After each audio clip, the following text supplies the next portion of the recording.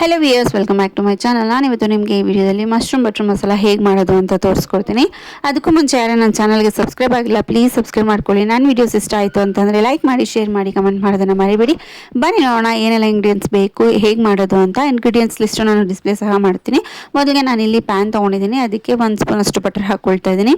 Butter ಚೆನ್ನಾಗಿ melt ಆದಮೇಲೆ ಅದಕ್ಕೆ ಒಂದು ಬೇ ಲೀಫು, ಲವಂಗ ಮತ್ತು ಚಕ್ಕೆ ಹಾಕ್ಕೊಳ್ತಾ ಇದ್ದೀನಿ. ಇದಿಷ್ಟು ಅರೋಮಾ ಬರೋವರೆಗೂ ಚೆನ್ನಾಗಿ ಫ್ರೈ ಮಾಡ್ಕೋಬೇಕು.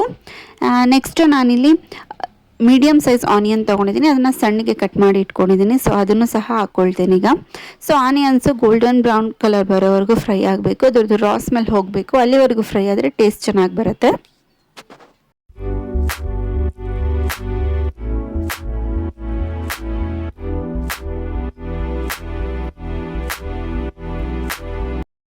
ಸೊ ನೆಕ್ಸ್ಟ್ ಈಗ ಇದಕ್ಕೆ ನಾನು ಜಿಂಜರ್ ಮತ್ತು ಗಾರ್ಲಿಕ್ ಹಾಕ್ಕೊಳ್ತಾ ಇದ್ದೀನಿ. ನಾನಿಲ್ಲಿ ಒಂದು ಅರ್ಧ ಇಂಚಷ್ಟು ಜಿಂಜರ್ ಮತ್ತು 1 ಫುಲ್ ಗಾರ್ಲಿಕ್ ತೊಗೊಂಡಿದ್ದೀನಿ. ನಾನಿಲ್ಲಿ ಸಣ್ಣಗೆ ಕಟ್ ಮಾಡಿ ಹಾಕ್ಕೊಂಡಿದ್ದೀನಿ, ನೀವು ಬೇಕಂದರೆ ಪೇಸ್ಟ್ ಸಹ ಯೂಸ್ ಮಾಡ್ಕೋಬಹುದು.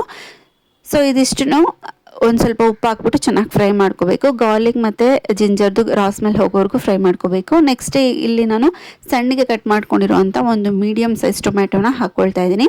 ಟೊಮ್ಯಾಟೊ ಸಾಫ್ಟ್ ಆಗೋವರೆಗೂ ಫ್ರೈ ಮಾಡ್ಕೋಬೇಕು. ಸೊ ಇಲ್ಲಿ ಟೊಮೆಟೊ ಸಾಫ್ಟ್ ಆಗ್ತಾ ಬಂದಿದೆ. ಸೊ ಈಗ ನಾನಿಲ್ಲಿ ಒಂದು ಅರ್ಧ ಸ್ಪೂನಷ್ಟು ಎಲ್ಲೋ ಹಾಕ್ಕೊಳ್ತಾ ಇದ್ದೀನಿ. ನೆಕ್ಸ್ಟ್ ಈಗ ಇದಕ್ಕೆ ನಾನು ಸಣ್ಣಗೆ ಕಟ್ ಮಾಡ್ಕೊಂಡಿರೋಂಥ ಕ್ಯಾಪ್ಸಿಕಮ್ ಹಾಕ್ಕೊಳ್ತಾ ಇದ್ದೀನಿ. ನೀವು ಬೇಕಂದರೆ ಕ್ಯಾಪ್ಸಿಕಮ್ ಸ್ಟಾರ್ಟಿಂಗಲ್ಲಿ ಫ್ರೈ ಮಾಡಿಬಿಟ್ಟು ಹಾಕ್ಕೋಬೋದು. ಇಲ್ಲಿ ಸಹ ಹಾಕ್ಕೊಂಡಾಗ ಚೆನ್ನಾಗಿ ಫ್ರೈ ಮಾಡಿದ್ರೆ ಅದು ಬೇಯುತ್ತೆ. ಸೊ ಇದಿಷ್ಟನ್ನು ಚೆನ್ನಾಗಿ ಮಿಕ್ಸ್ ಮಾಡಿಕೊಂಡು ಲಿಡ್ ಕ್ಲೋಸ್ ಮಾಡಿ ಒಂದು 5 ರಿಂದ 10 ನಿಮಿಷ ಲೋ ಫ್ಲೇಮಲ್ಲಿ ಬೇಯಿಸ್ಕೋಬೇಕು.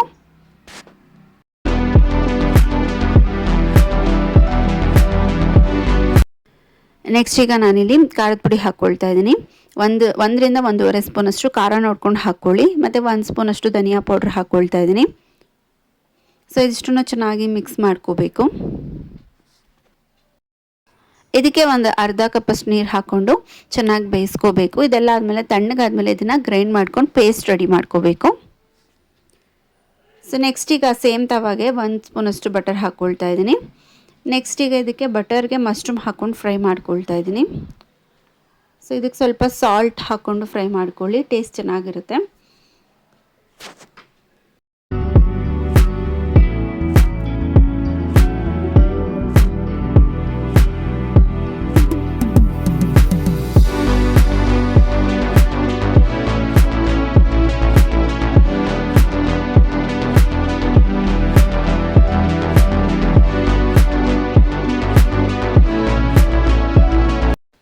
ಸೊ ಹುರ್ಕೊಂಡಿರೋಂಥ ಮಶ್ರೂಮ್ಗೆ ನಾವು ಪೇಸ್ಟ್ ಮಾಡಿ ಇಟ್ಕೊಂಡಿದ್ದೀವಲ್ಲ ಅದನ್ನು ಹಾಕ್ಕೋಬೇಕು.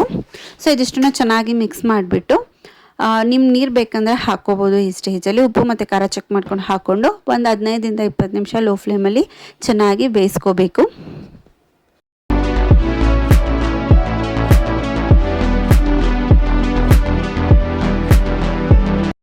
ಸೊ ಇದಿಷ್ಟು ಮಶ್ರೂಮ್ ಬಟರ್ ಮಸಾಲ ಈ ಕನ್ಸಿಸ್ಟೆನ್ಸಿ ಬಂದಮೇಲೆ ಒಂದು 2 ಸ್ಪೂನಷ್ಟು ಕ್ರೀಮ್ ಯೂಸ್ ಮಾಡ್ಬೋದು, ಇಲ್ಲ ಮೊಸರು ಯೂಸ್ ಮಾಡ್ಬೋದು.